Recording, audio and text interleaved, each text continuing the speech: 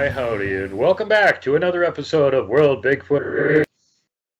All right, we're back with KRISTI. We just filmed a little segment around the side of the house there.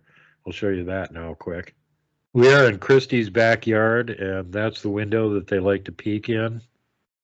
And guess what she just found?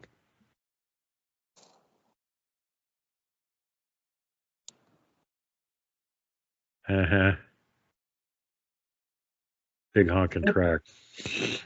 Yeah, it's a big one, too. I got my boot on for my broken foot, but that gives you an idea. Can you see it? Yep. How do you like those apples? You got peeking Tsul'kalus down there. Yes, I do. And so, yeah, big honking track right next to her window with lots of bars on it for some reason. And now we're on the other side of the house. It's daytime. So it's safe for KRISTI to be out there and give us the report here. So we got a whole bunch of stuff to go into. We've never really done a full-on show with KRISTI before where she had a chance to really talk about a lot of the stuff that she's been involved in. And we're also going to be giving you some words in the Tsul'kalu language. So for all of you who years ago were watching when Kat was on and Kat was talking about the Bigfoot Sasquatch language, this will be that plus more words that she wasn't able to give us. And we're also going to get a lot more information on the Tsul'kalu people in the South. So how long have you been actually actively doing, research, interacting with Bigfoot, all that sort of stuff? We started in, I believe, 2018. But, of course, I was young when I explained how I got into Bigfoot with the Legend of Boggy Creek, with Keith Crabtree. So you've been aware of the phenomenon, quote unquote, for a long, long time, but it was only within the last 10 years that you actually had direct interaction. Yes, that is correct. So how did that get started? Well, I wanted to be like everybody else. People want to do research online, get books, do this and do that. So I found a partner to go out in the woods with, and he had a podcast, and it got started from there, That's when I got most of my interactions, but then I became friends with a good person. That's my soulmate. And he's got Sasquatch behind his house, A Tsul'kalu is a type of Bigfoot which originated from the Cherokee people. They call him the slant-eyed giant, the slant-eyed devil, which he's not. They're good and bad ones. So, after doing the expeditions with Bigfoot Explorer, I had several encounters out there. Then, several different times I went to different places, like with Sharon Guy, and I went to go do some shows with Keith Crabtree. We had a little bit of things happen out there. You got the video of the footprint that I found with Sharon. Yep. All right, we just crossed it. Yeah, made it. Yes, we made it. We're going deeper into the bush. Beautiful little place. So show them how this is stuck in the ground. I'm not touching it. We can't touch it. I am. Just to show.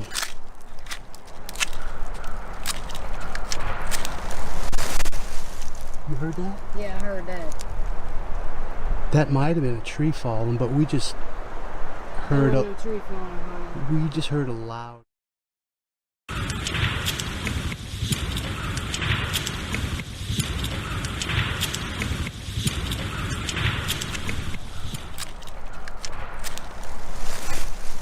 You heard that? Yeah.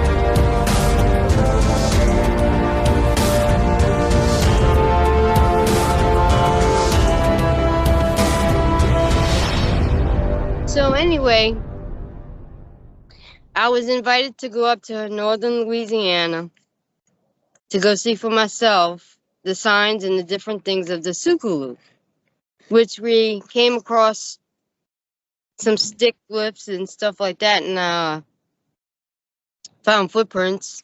And of course, you have me showing the big footprint Yep. of the big alpha male that's very close to me and my Now soulmate. she's got a big one. This is from the alpha male in one clan that she does research on.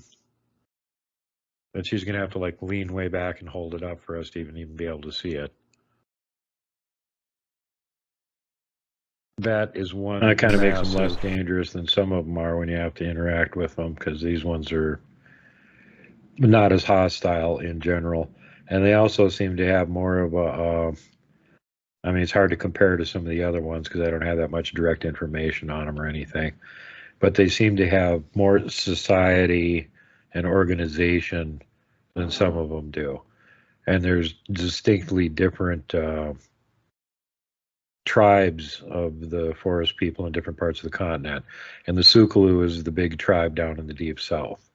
And they've got little sub-tribes that have their own leaders that run them, you know, like your chief, basically. And Kristi will give us the word for that one later on. And also, of course, they have, you know, organizational structure, too. And they seem to, according to, from what I've gathered, they do things sort of by committee. The leader of the tribe gets to make decisions for them. But if it's something that affects multiple groups, then they get together and the leaders have a, you know, I guess you could say a powwow, a meeting or whatever. They have, you know, Tsul'kalu parliament and decide what they want to do about it. Yes, it's like in the chain of command. You got your higher uppers, and then you got your second level, your third level, and then you got your alpha male. The ones that are above the alpha males are the alamgalis. That's what you call the chief. Okay. So another thing is that's come to light with all this interaction and whatnot, that some, you know, the age of these guys, at least, some of them can get to be extremely old. And all of the Sasquatch have their ancient ones. But these guys have some ancient ones that are really, really ancient.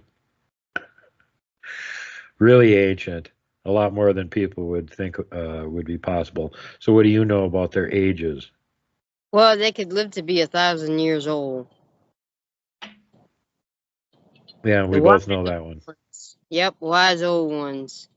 So the Tsul'kalu can be incredibly long-lived, but they do have they do actually age and everything like we do. They just tend to live longer, a lot longer. Yeah, because look at the processed foods we eat. Look what they eat. It's all natural. Yeah, yeah, but we're you know, we're polluting the environment now too to make sure they die also. Yeah, but you know what? Most of the clans that know how to fool with fire, they cook their food on fire. So yeah, I've heard that from up here in the mountain area too, that they do actually know how to use fire, but they just generally don't unless they need to. And up here, you know, we don't have pigs that have, like, you know, parasites. Mostly what they're eating up here would be like, you know, deer, elk, stuff like that. So it wouldn't be like they would have to worry about internal parasite critters very much. Yeah, exactly. But they know how to start fires by using the rocks. You know, they're that much intelligent that people don't think they are. They think they're a bunch of monkeys and beasts and apes and blah blah blah. They're not. They're smart as we are, but smarter. Right. So you've actually like physically spoken to them. Yes. So you know they have a language, and some of them are pretty good at English too. Yes. Yes. Like your alpha is good at English. Yes, he is. He is very good. He says words. Some of the words that he says, he can't really pronounce them. Just like peanut butter. Like we say peanut butter. He says peanut bubber. How's he say doctor? Docker. How's he say helicopter? Hello, Rapper. So they get the words fairly close. You could kind of understand what usually. Well, most of his English is actually really good, Yes. Yes, it is. but some of the unusual words that they don't have much use for, not much Well, practice with them. So he's been actually hanging around with this friend of yours for a how long? decade. Decades. Mm-hmm. Yep. And from what I hear, he was actually friends with your friend's grandpa, and he's been Yes. hanging around that family for like 3 generations. Yes. Yes. Yes. Yes. Yes. So that's lots and lots. Well, no wonder his English is so good. Oh yeah. Yep. He's got a Yep. Louisiana drawl too. I can tell where he picked it up from listening to human sounds. Oh yeah. He's silly, silly, silly. But as far as some people want to know, like you had in last week's comment, do they need sleep? Yeah, they need sleep, just like we do. They basically do everything that we do, except in different ways. They hunt, they build houses, they have children, they eat, they sleep, they fart, they burp, they do everything. Well, their concept of a house is a lot different than ours is. Well, yeah, I mean, they build theirs like A-frames or, go down in tunnels, caves, or whatever. But ours, build teepees. Hmm. That's how he does his stuff. Well, we got gigantic teepees up here too, but those are just markers because they're not like anything they're living in, or they could be energy focusers for opening portals, or we don't know. Could be a signpost saying, "Hey, big Well, powwow here, 2026." We don't know. well, if you go back in the woods, you might find a 2-story cabin made out of. Yeah, wouldn't surprise me. It wouldn't Well, surprise me with the big some of ones these you got. structures that they make, especially on the West Coast, and some of the stuff like Randy Brisson and who else? Bigfoot Dwarf and a few other people that do the run around over there in that part of the country have found some of these like lodge structures. They're huge. Right. And they don't look like humans made them. And there's some really big logs in them. They would have taken team effort to move around in the first place. And they definitely look like they're made to, shelter you or something if you need it, or at least hide you from the surface, vision. But most of the stuff we find over here that's colossal just has no purpose whatsoever as shelter. Huh. Well, they're very sneaky. That's why they called the forest ninjas. Yeah. So they're doing something else with this stuff. They're, big road signs or markers or something. Like the ones up there by you. Yeah, that's what I'm saying. They're 50, 60 feet tall. And it's like, well, that's not blocking the wind at all. It's really friggin' impressive. It's just the size of a small skyscraper, but yeah, it's not doing anything to protect you from the elements.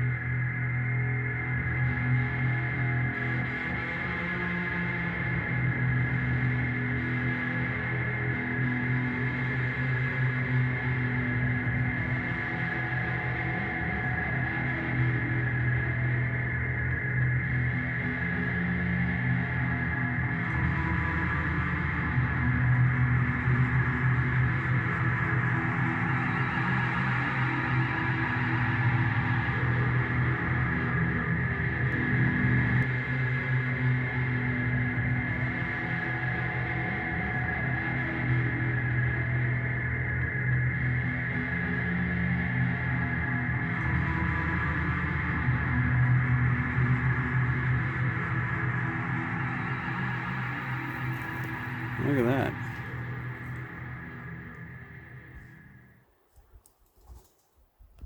How's it look from below?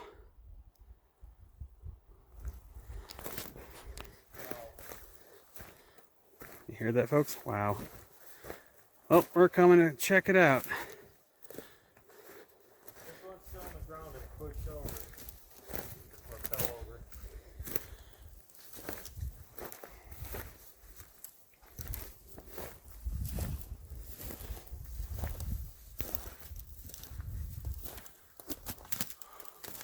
And this one is pushed over.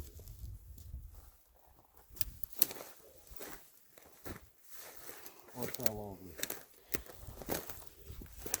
Making a magical structure. They just happen to all go right in between the fork of that tree. Yeah. Of all the places they could fall, right into the fork of that tree. Oh, it's totally coincidental, just like that huge teepee we're going to go check out. Yeah. Coincidence happens naturally. Yeah, I have never found big structures like that. I found, small tails of them, Mm-hmm. I mean, there's only one that I found that was bigger than me, but that ain't saying much, is it? Yes, it has been rumored that you're actually a puckwudgie in disguise, but I don't believe it. I know, right? It's scary. So yeah, so you started hanging around with this friend of yours in some other part of Louisiana, far, far away. Mhm. You can't drive to all that often because it's too far and too damn expensive. But while you were up there, you started having interactions with the alpha male that was up there too. Now, how big is he? He's 10'8". Oh, he got a little bit bigger. Yeah, 10'8" now. Well, as long as we're on the subject, let's show that track cast that you got from him from a few years ago. So there you go. Okay. Now you guys know how big that is. He's got that. This was as of what, 3-4 years ago that he made that? Yeah, 3 years. Yeah. So he's a little bit bigger now. He was only what? 10'2". 10'2". There you go. 10'2", yeah. So yeah, and I don't know if Christy is aware of what it is and can tell us because I'm not sure at all. But it seems like they age at varying rates, and it kind of makes me wonder if it's because the ones that are spending a lot of time on the other side of the veil aren't aging. Depending on if they go in or not, So what else can you tell us about how they do things down there? Are they nocturnal or diurnal? No, they are diurnal. They stay up during the day and they move around. People think, yeah, they hunt at night because there's not many humans out. But during the day, they stay up. Yeah. So they prefer hunting at night. I suppose it's easier to catch some of the game, but there's other stuff that's, just as equally problematic to catch at night as it is during the day. Yeah, big time. Speaking of big problematic, there's large animals down there too that they have to deal with. Can you tell us the story about the old man hunting hogzilla? Yeah, I can tell that story. Well, they had a big hog down here. Got to be about between 600 to 800 pounds. Well, So they recognized the reason they wanted to get rid of this pig was because it was so big it was becoming a hazard. yes, it was tearing up a lot of things, and they didn't like it. So, and they wanted hog meat anyway. So They basically made a drive, and they had the old man and at least one other one sitting in another tree, waiting for Hogzilla to come through underneath of 3 of them. Okay. 3 of them. 3 of them. Why does it look like I'm sleeping? I don't know. Sun's going down. Oh, okay. So there was 3 of them hunting him. One was driving him in, and Big Boy was sitting there waiting for him to come through. He came down on him like Superman landing on the earth on the back of his neck. Yeah. How much does he weigh now? Let's see. He's 10'4", stocky build. Let me punch in the 10'8". numbers into my. Yeah, he's over 1,000 pounds. I would say so. Like timber, like a tree falling over, right? Yeah. Well, So how far up in the tree branch was he? Probably about 20 feet up. Yeah, 20, 30 feet up, drop 1,000 pounds on something from 20 or 30 feet up. Watch what happens. Boom. And this is animate flesh, not just inanimate object. It's aiming to land on the pig. So anyway, he hurt his shoulder and the other one took him out, so they had a good feast that night. How did he hurt his shoulder? When he fell on top of the hog, he rolled over and I guess it crushed his arm, you know. He was holding on to it, rolled over and hurt his shoulder. So he was trying to snap its neck, basically. Yes, exactly. Which I'm sure he succeeded in doing, but yeah, that's pig that big. It's no wonder the extra impact and weight. Yep, exactly. Sorry, I had to get a drink. So that's the one that we call the old man there. Yep, old man. The old man. So as long as we're talking about the old man, let's talk about some vocals that your buddy recorded. Yes. Well over 10 years ago. Yes. The old man and his mate and one of their friends were out signaling that they were going to go hunting. And they were terrifying the hell out of all the coyotes and everything else within earshot, which when you're a Bigfoot yelling is like everything in the county can hear you. And my favorite part of the recording, which goes on for over 8 minutes, is when they take a break and you can hear the coyotes and the wolves in the background yipping and whining like it's doomsday, and they're just friggin' terrified. It's hilarious. Mm-hmm. And yeah, how close was your buddy to the old man and his friends when they were going off like that? Probably maybe about 50 feet away from him. That's why it sounded so loud, because it sounded like the recording was actually clipping into the red at a couple points because it was so damn loud. And I was like, God, he had to be really close to him. Yeah, that's what they do when they hunt. They holler and let people know their position. Let everything that doesn't want to be eaten know that it's time to get out of the way, because the actual alphas, the apex guys are coming through. They're going hunting, and if you get in the way, you're on the menu.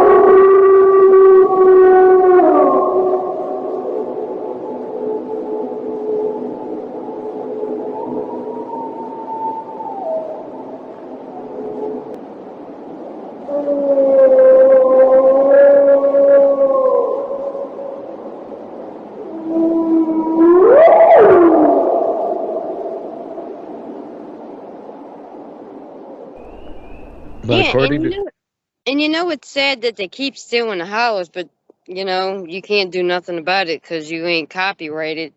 You can't do nothing, So to trace this now, it was he put this up on his Facebook wall, and what was it, like 4 or 5 months later, it popped up somewhere else? No, this was a while back. A long time ago when Facebook was in the beginning stages. Yeah, I know, because his recording was made 9 years ago or 10 years ago. 2012. Yes. And then a few months later, it appeared on a YouTube channel called Sasquatch Bioacoustics. And Yes. whoever stole it from your friend and sent it into them claimed that he had filmed it or recorded it in St. Louis County, Minnesota, which interestingly, I grew up there. And then when I played the recording for you, you went, oh, hell, this was stolen from my friend years ago. Yes. Well, since then, there's been 4 other channels that have had it on. I'm going to be doing a little short show about that, where I'm going to expose these hoaxers' asses for stealing these vocalizations, playing them in the background, and then reacting to them like they're recording them in real time. Exactly. Yeah, you guys are busted. Busted! And not only that, where he lives at, the people could tell you that they hear the same hollers out there. So, Yeah. Well, and yeah, let's hear the explanation from the guy that recorded it on how he managed to get that recording that close to those Bigfoot going off like that. oh, I texted the guy and he texted me back telling me he's going to find the originals. I said, you don't have the originals? Send them to me. Yeah. Send them to me. Because Well, when I was out there one night, we heard them holler. I heard them. yeah. The earliest version of it that we have on the internet right now is the one that was lifted off his Facebook wall and then reposted by somebody else as their recording from St. Louis County, Minnesota in 2012. Yep. But since then, several other channels have lifted that recording and used it in the background and done some hoaxery. Oh my God, what's that going off in the woods? And got tons of views on it because people, don't do any research and don't know that those hoaxers are hoaxing you for views. Yep. So they will very soon be exposed. Deal with it, hoaxers. Yep, exactly. Oh, more stories about the old man. Can you tell us more stories about the old man and some of his antics? Yeah, let me just say this. They also teach their children like we have our children go to school too. Mm-hmm. Robin's take on it is that they're more organized and I guess higher culture society than a lot of the forest people on the continent. Yeah. And plus, some of them have blue and green eyes too, which you don't see a whole lot of that elsewhere. No, we have the blue eyes down here, and they're gorgeous. And yeah, let's while you guys are listening to us ramble on here, we're going to show a picture of one of them balanced on a tree branch, and he's putting out the blue eye shine, so you can see where his eyes are pretty obviously. I've seen lots of, well, I shouldn't say see. I've heard lots of stories about some of the stuff that the old man has done. So I know there's plenty of hilarious stories there, besides just hunting down Hogzilla. Well, he likes killing gugglies too. He likes ripping their heads off. So yeah, from what I hear, there was like basically a general war on the Gugly that going on down there for a while. You want to tell everybody about that? Yeah, they the Gugly are just an evil entity. They're not Bigfoot, just to let people know. They're nasty. They're disgusting. They kill everything in their path, including their own kind. So they come through the alpha male's territory. He gets wind of them, and it's on. They run like the bat out of hell to go kill these things, So what is it that set off the most recent war with them? Well, alpha male has a friend. His sister got killed by a Gugly, and she was pregnant, so they hung the baby in the tree. Hung it in the tree? Huh? They hung it in the tree? They hung it in a tree, yes. Well, that would be enough to piss you off if somebody had killed one of your relatives and then ripped the baby out of them and hung it on a tree. Yes, yes. I can see that. So how many Gugly casualties did that result in? 8. That was the first round of the war. That was the first round. Then they kept coming in threes. So, from what I understand, they still intermittently are going out and hunting them, having war parties and hunting them down when they get anywhere near their territory. Oh yeah, because something evil like that, you don't want that presence in your neighborhood. Yeah. That's Well, a I don't know. definite. Maybe they do. No, the Sasquatch, the Tsul'kalu don't want them there. And that's one of the reasons that there's not very much Sasquatch in and around the Honey Island Swamp, which has Gugwe in it, Yes, in Champay. and Champay. In Champay, yep. As seen in our last episode with the amazing M.K. Davis, who will be back next episode for the next episode of In Search of. M.K. Davis goes in search of. And in this time, he's going all the way up to the garbage, deserted wilderness, middle of godforsaken nowhere area in search of garbage cannibal giants. But for right now, and of course he finds evidence because he's M.K. Davis, for God's sake. So yeah, the Tsul'kalu down there, you had enough interaction with him that you get to hear all kinds of updates on what's happening and stuff. So it's been very interesting for me to be kind of kept in the loop on them having war with these nasty Gugwe things. Now, you actually got a picture of one hiding in some bushes. Like, Yeah.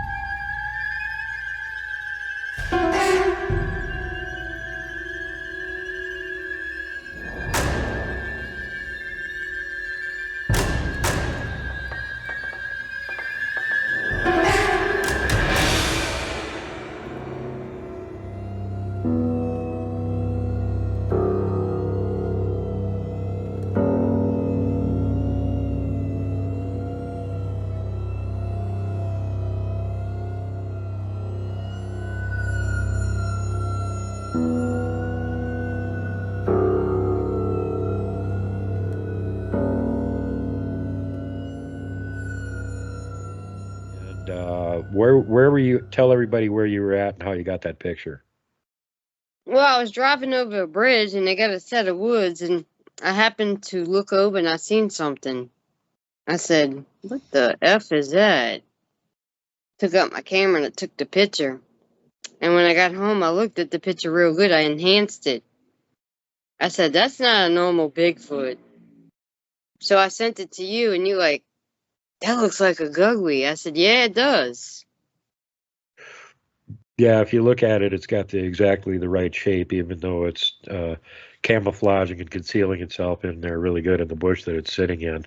You can see the little bit of white down at the end of its muzzle where the hair is a different color. And you can clearly see where the eyes are.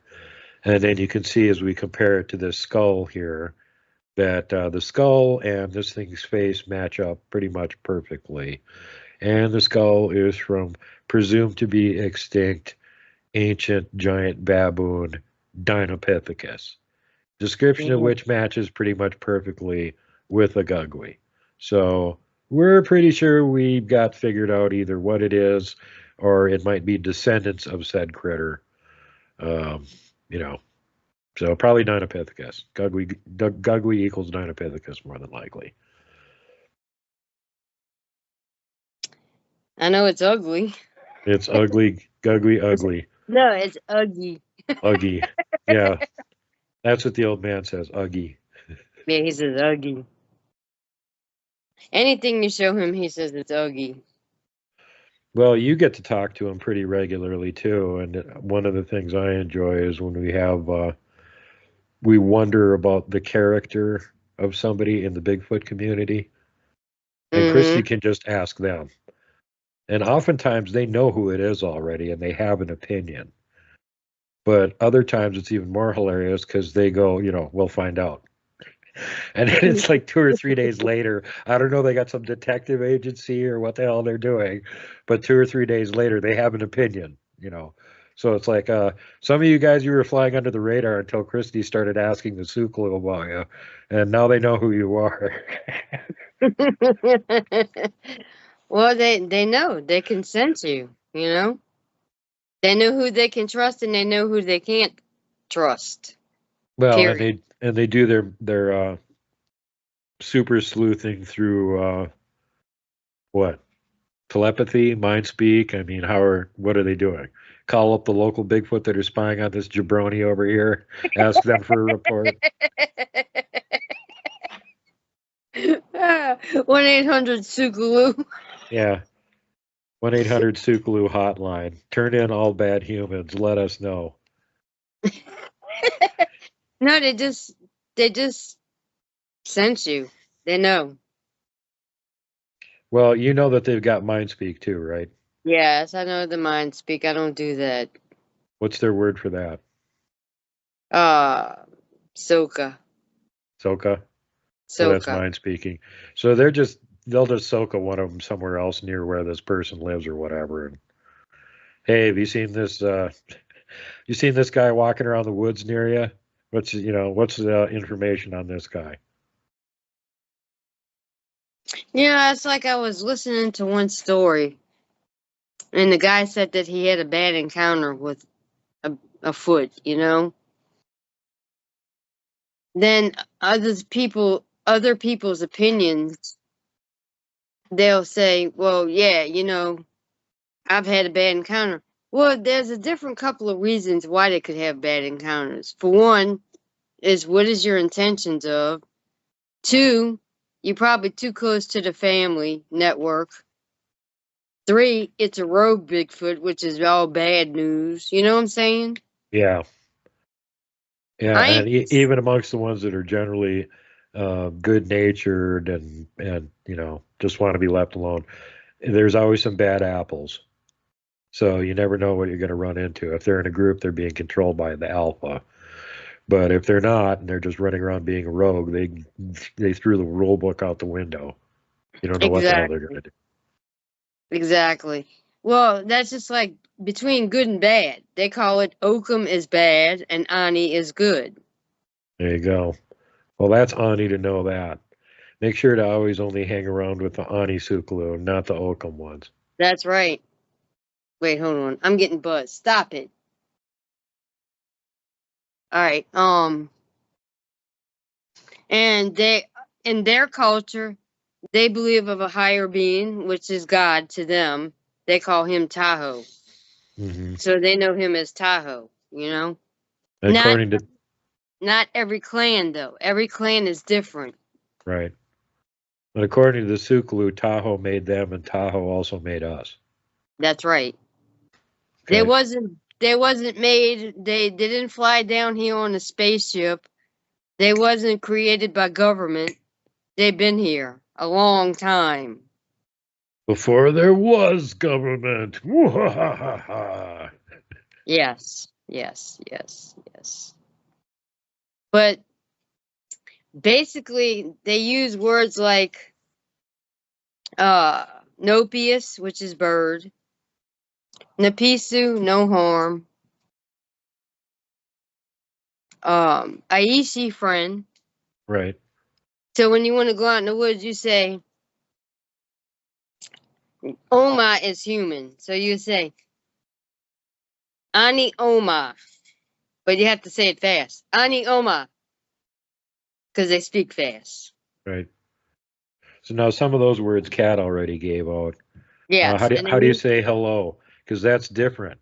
She Yes. uses Nahalio, and down there it's Oseo. Oseo. Not to be confused with the local tribe's pronunciation of Oseo. Or you could say Oseo. Oseo, but you could also say Okihena. Okihena. Okihena. Yeah, there's a couple more up here is Ahu and Oki, depending on where in Nebraska and over here in Montana. Mm-hmm. Yeah, that was some rough patch up in Montana with that one with the red eyes, huh? With old Canadian bacon.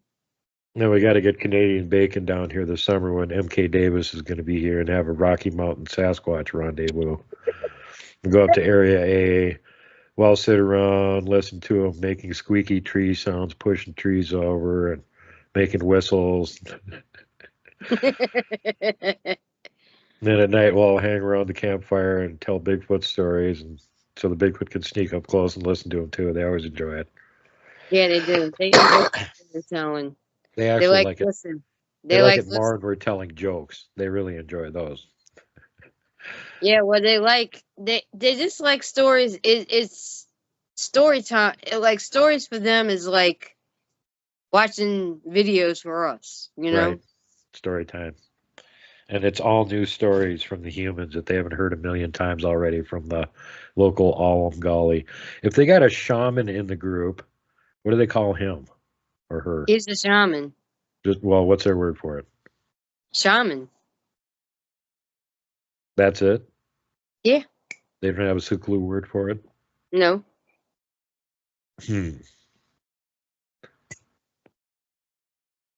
So now, how do you say goodbye? Yate. Yate, Yate. which is Navajo for hello. Yeah. See, it's got weird meanings to the words.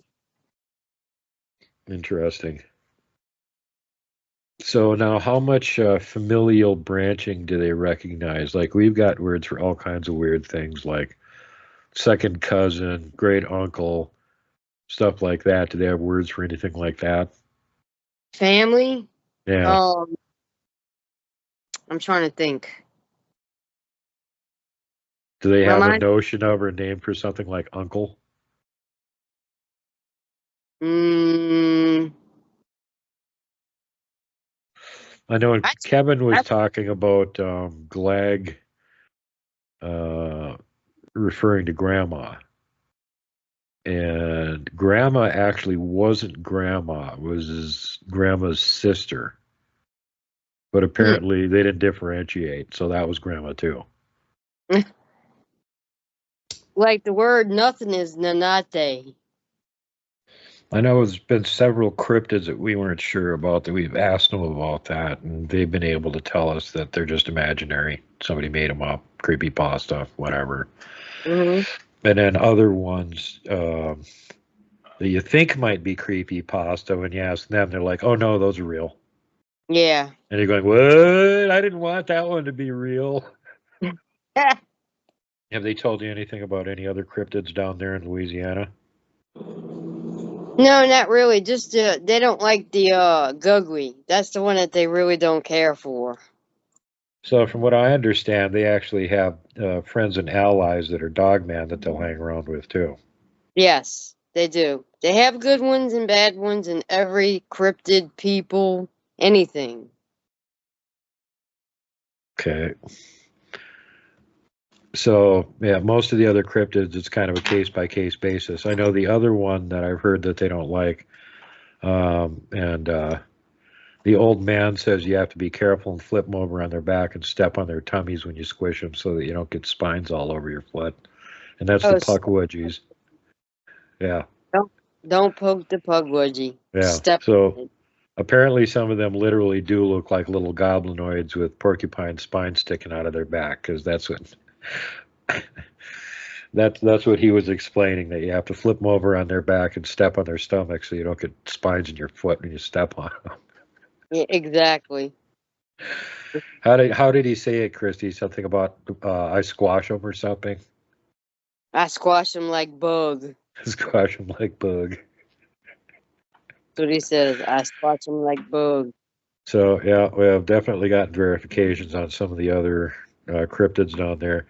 Have you been able to get anything out of them about Champay?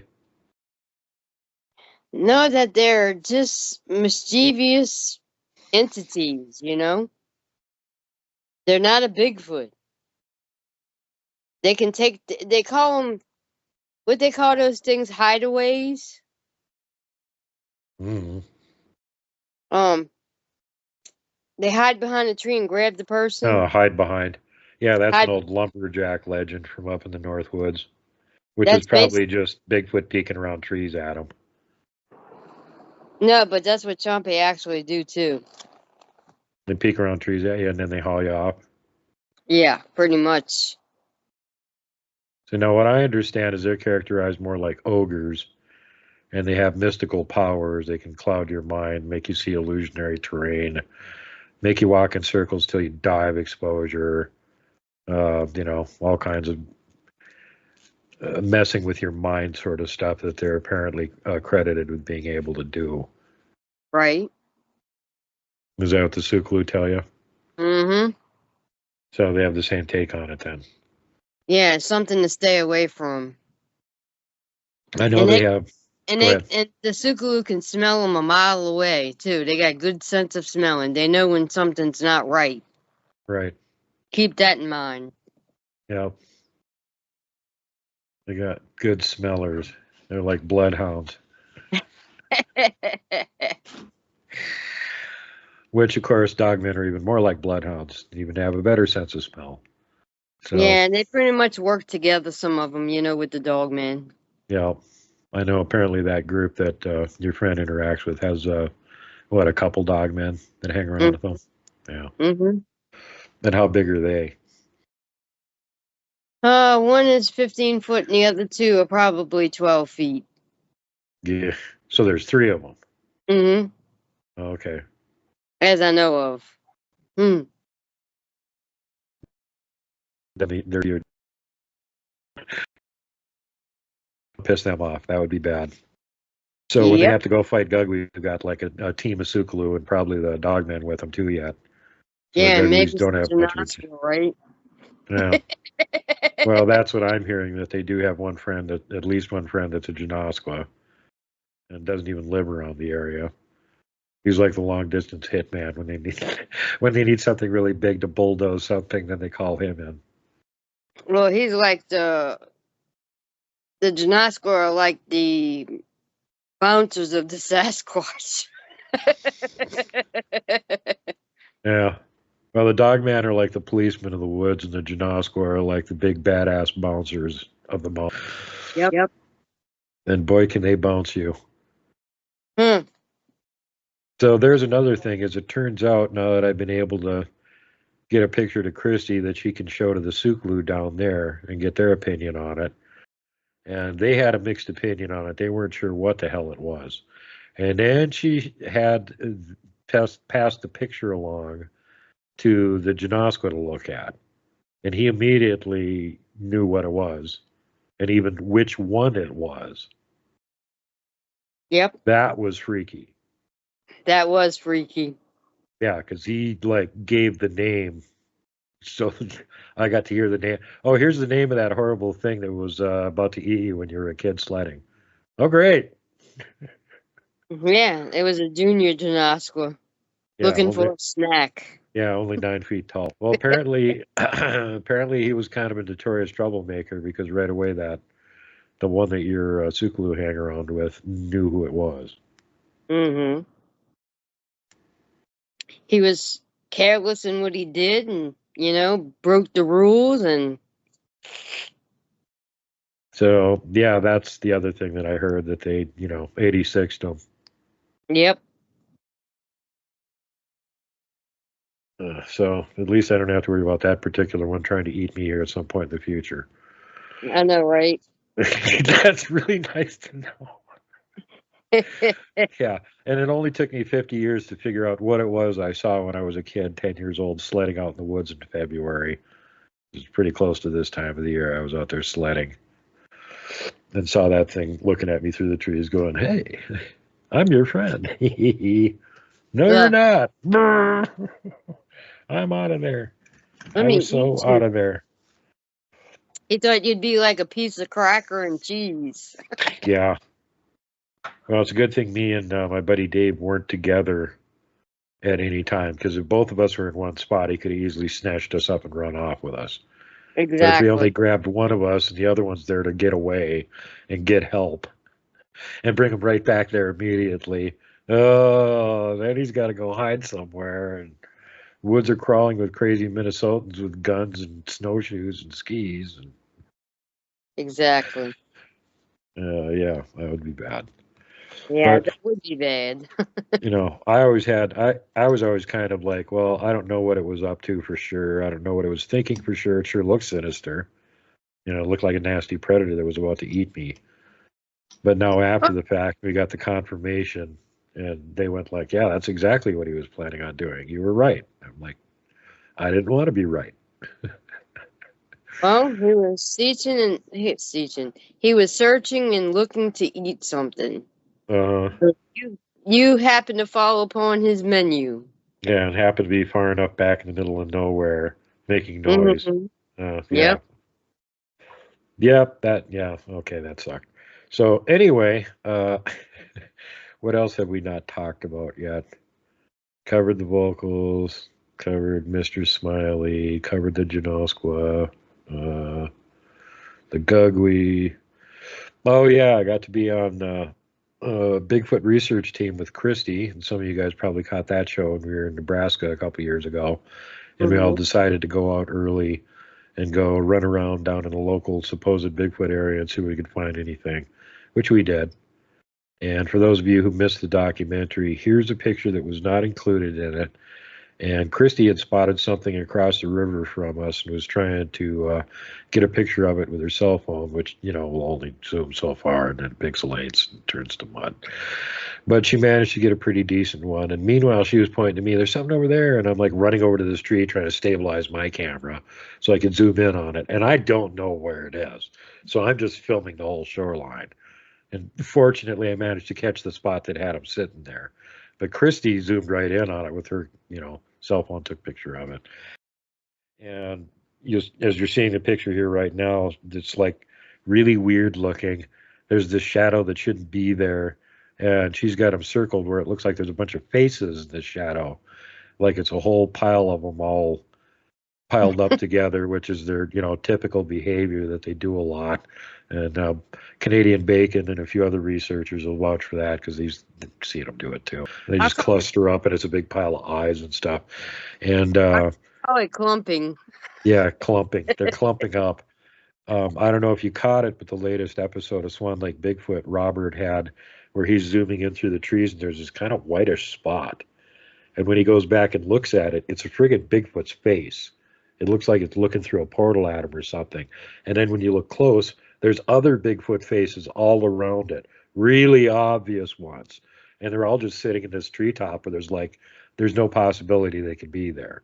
There's no bodies or anything. Just these faces are appearing. And they're all really obviously, clearly Bigfoot faces. No, that's not like pareidolia at all. Go look at it if you guys missed it. Robert's doing great research up there and proving with his camera that they've got all these strange paranormal abilities they're capable of pulling off. And KRISTI has seen a lot of this firsthand too, right?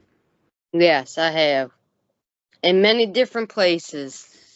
I mean, they clump up together, and it makes them look like they have 10 eyeballs. I mean, it's like, have your own identity. Just be by yourself.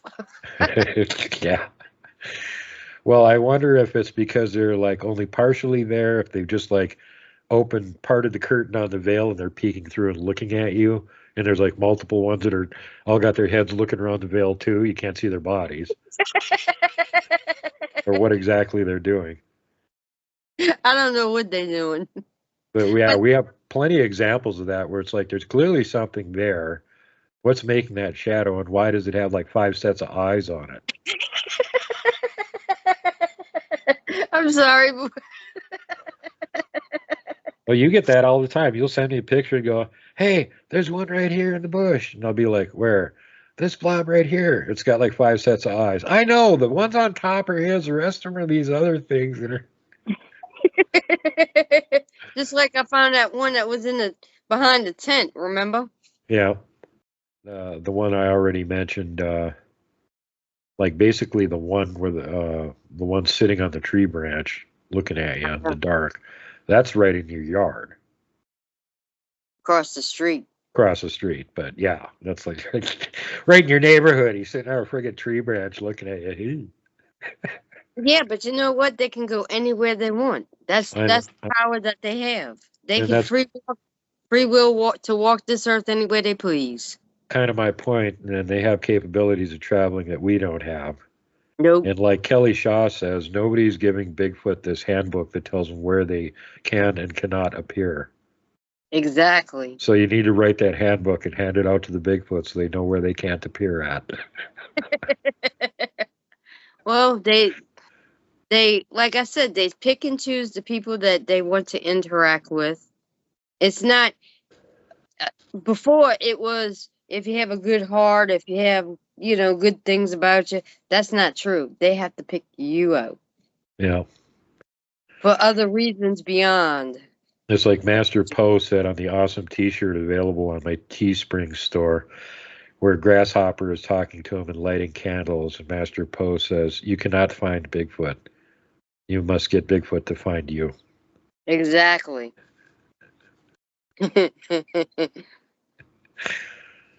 Yeah, but each of these clans are very special. People have a desire to see them. And maybe one day it might come to the light. Maybe it won't. But always remember, keep your open mind, open heart. And who knows where it'll go from there. And Because careful what you wish for. I never thought in 1,000 years I would have the interactions that I've had, with Bigfoot Explorer, having them throw rocks at me, pebbles, not big rocks. Yeah. I mean, the only time that I had something bad happen to me is when we went to that cabin. And this was a young one. This was a juvenile. He's the reason behind of why I'm not scared. Because if you show being scared, they don't want to fool with you, You got to have some interest just like they do in you. Mm-hmm. That's the truth. Yeah, same thing Kreider does when he had that one in the bushes throw a rock at him in the dark and hit him in the leg with a rock. He grabs the rock, stands up and goes, "Hey, knock it off. That wasn't very nice. I wouldn't throw a rock at you," and lectures him instead of being scared. I was on the phone with my soulmate, and they had people walking out in the field. And he says, they got flashlights. And I said, I wonder if Big Boy's going to run them out. He says, probably will. Well, next thing you know, he turns the camera, and all you see is the flashlights just, going back and forth. And you heard him kind of roar back there. He scared the people out of the field. They got a word for run? Go, go. Go, go. What's the word for hide? I can't say that one. Oh. What's the word for spy? Kata. Kata. Kata. So Bigfoot on the kata. Yeah, kata. Look. Prowl. Yeah, on the prowl. Bigfoot on the kata. I know a couple other words too, and their word for monster is skola. Yeah, it is. I know. Already talked about that. And the other thing is that she had another word too, where she said if they have some cryptid or monster or something that they don't know what it is, or maybe it's not even a monster, but something disturbing that they don't know what the hell it is, it's a Makaya. Now, you got a little different pronunciation from you guys down there. Manuke? That sounds right. There it is, Manuke. Water is Kaloon. So you can say share food if you have knew what the word food was. Fish is Seafi. What is it? Seafi. Seafi? Seafi. Seafood, fish. Go, go. Go, go. That's a time to leave. Let's boogie. Go, go. Go, go. Portal. Show, show. So if you're going to jump through a portal, it's go, go in the show, show. Go, go in a show, show. Yeah. What's woods called? The Mosa. Mosa. Mosa. Ohio is the next day. So Ohio means what? Tomorrow? Yes. Okay. That's interesting. Oseo's goodbye and Ohio's tomorrow. Mm-hmm. Well, I guess since we can't really share any more of the words, then we should go on to the final topic, which is according to L.A. Marzulli and some other people out there, Bigfoot are Nephilim. What do you think?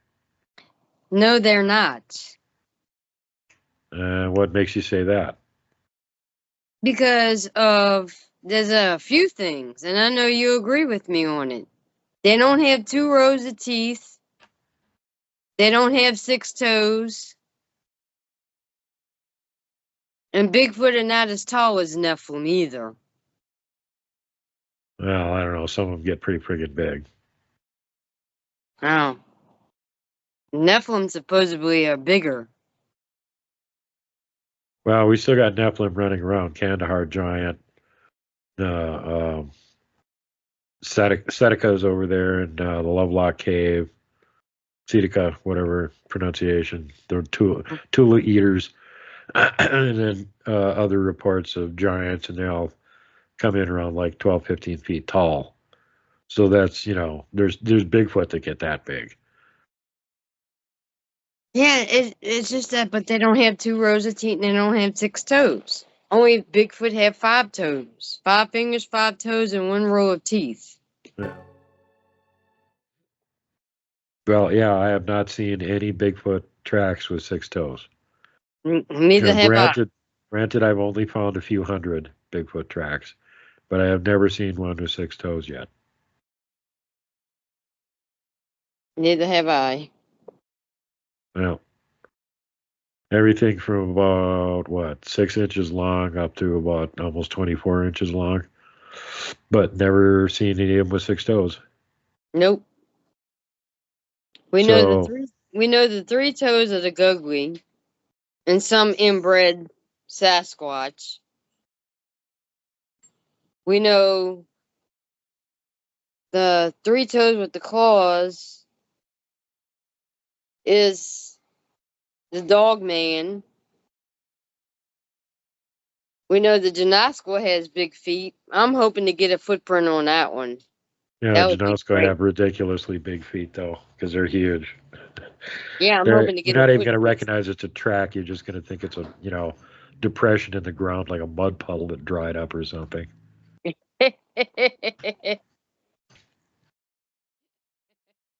Well, I found that probable giant track up here 2 springs ago that was over 30 inches long.